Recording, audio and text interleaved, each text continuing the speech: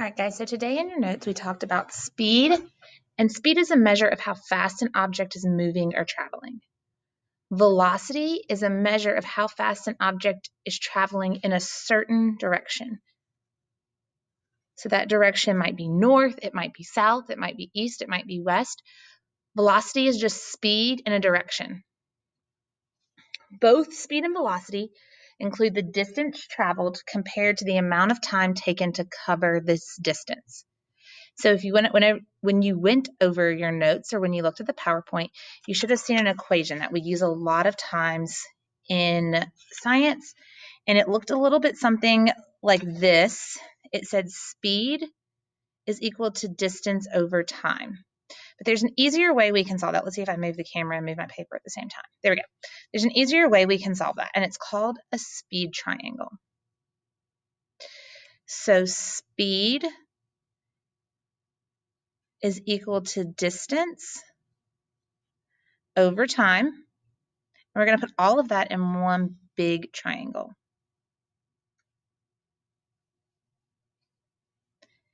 And we're going to cordon off each letter. So we've got each one in its own little box. And we're going to put a division symbol from top to bottom. And we're going to put a multiplication symbol from left to right. So here's our formula. So now when we read a problem, we're going to write down what we're given and then use our formula to solve it. And I'm going to work a few with you that should hopefully help out. So let's look at problem number 1.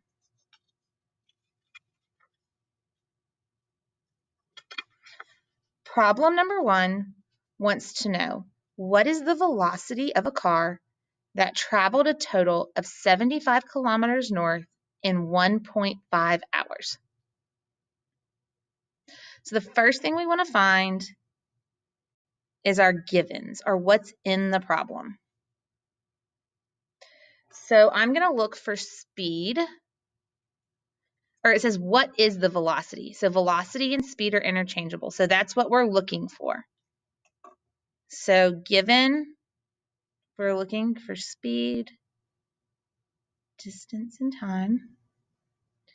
We don't know what the speed is. Speed is what we're looking for. It's our question mark.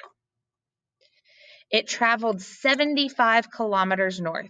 So that's how far it went. That's a distance. It traveled 75 kilometers.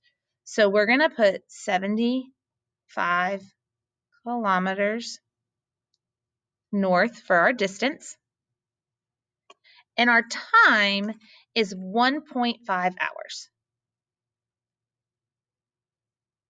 So we're going to put 1.5 hours here. So we have distance and time, and we're looking for speed. So we're going to take our finger, and we're going to cover up speed. So speed is what we're looking for. It's S. It's equal to distance divided by time. Now I just have to plug in what I know. So S is equal, our distance is 75 kilometers north. I'm going to put that on top.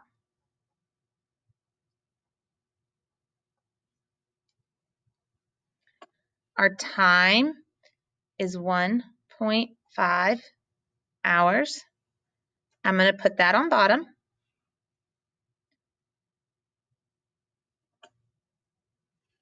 And then I'm just going to do the math.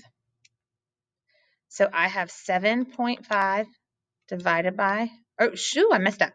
75 divided by 1.5. I get 50. So my answer would be 50. None of my units cancel out. They're all different. So I'm going to keep all my units. Kilometers per hour north. And that's my final answer. Let's do a couple more together. Number 2, what is the velocity of a plane that traveled 3,000 miles from New York to California in 5 hours? So I'm looking for velocity. So I'm going to write down given, how I'm start all my speed problems, S, D, T. We're looking for velocity. It says, what is the velocity? So we don't know speed of a plane that traveled 3,000 miles. So our distance is 3,000 miles from New York to California. So we know velocity is speed in a certain direction. So if we leave New York, which is on the East Coast, and we head to California, which is on the West Coast, we're traveling west. So in order for it to be velocity, it has to have direction. So it's 3,000 miles west.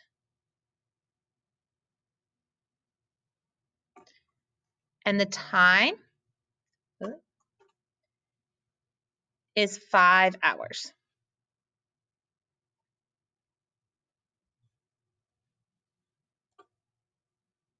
So I'm going to cover up S because that's what I'm looking for. I'm looking for S. So my formula is going to be distance divided by time. And I'm going to plug my numbers in. So my distance was 3,000 miles west.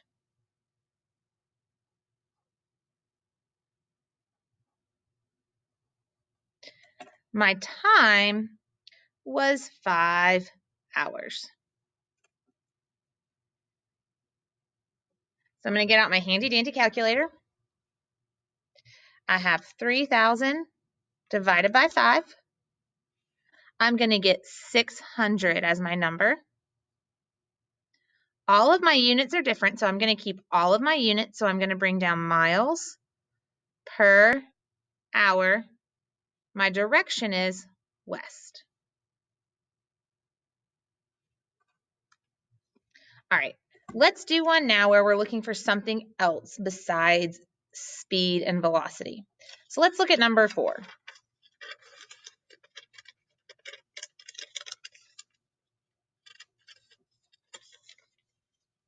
Number 4 says it took 3.5 hours for a train to travel the distance between 2 cities at a velocity of 120 miles per hour. How many miles lie between the 2 cities? So we're going to start with the same thing we always start with, our givens. So givens, speed, distance, time.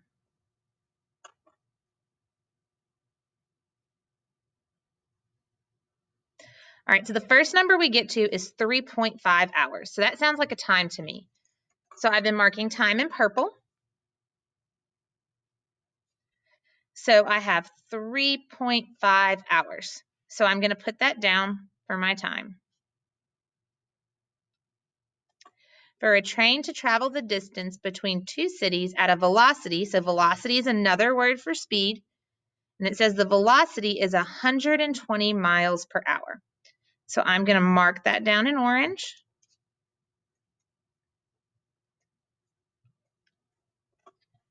How many miles? So how many miles? Many miles. That sounds like distance to me. Miles measured distance. So that's what we don't know. That's what we're looking to find. So the next thing we need to figure out is what formula we're going to use. We know speed and we know time, but we don't know distance. So I'm going to cover distance up with my finger. So distance is equal to speed times time. And I'm going to plug in what I know. Distance is equal to my speed is 120 miles per hour. So I'm going to put in 120 miles over hour.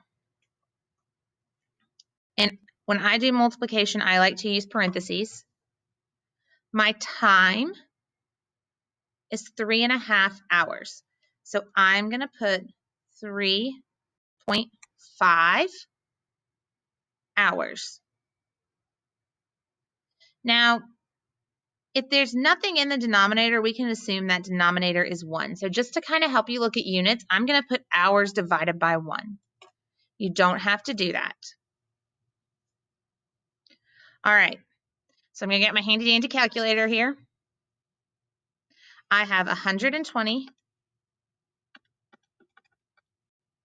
times 3.5. And the number I get is 420. So my distance is equal to 420. Now I need to look at my units.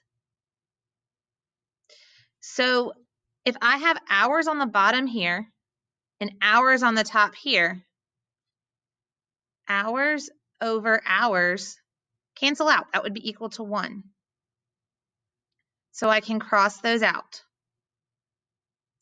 So the only thing I'm left with is miles.